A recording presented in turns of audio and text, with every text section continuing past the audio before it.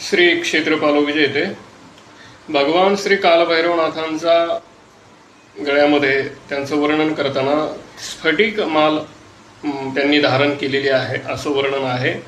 त्यामुळं आणि काहींनी त्यांची मंत्र साधना करण्याकरिता ही स्फटिकाची माळ जेव्हा मी प्रिफर करतो सांगतो त्यावेळेस विचारतात, तर स्फटिकाची माळ दिसायला काचेसारखीच असते, पण काचेमध्ये आणि स्फटिकामध्ये फरक असतो।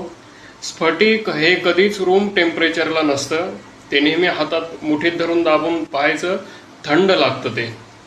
आणि काच हा रूम टेम्परेचरला असतो, हे दोन्हीमध्ये फरक आहे। काच एकमेकावर घासला असता त्याचे तुकडे होतात, पण स्फटिक एकमेकावर जर घासला तर त्याच्यामधून ठिणग्या पडतात गारगुटीसारख्या। ही त्याची ओळख आहे।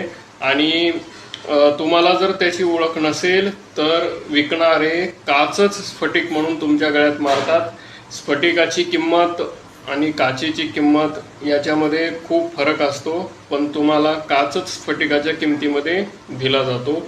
तर हे लक्षात घ्यायचं। जी मी ओळख सांगितली आहे स्फटिकाची, मुठीमध्ये धरून दाबायचं, थंड असेल उन्हात ठेवला तरी स्फटिक गरम होत नाही, ही स्फटिकाची ओळख आहे।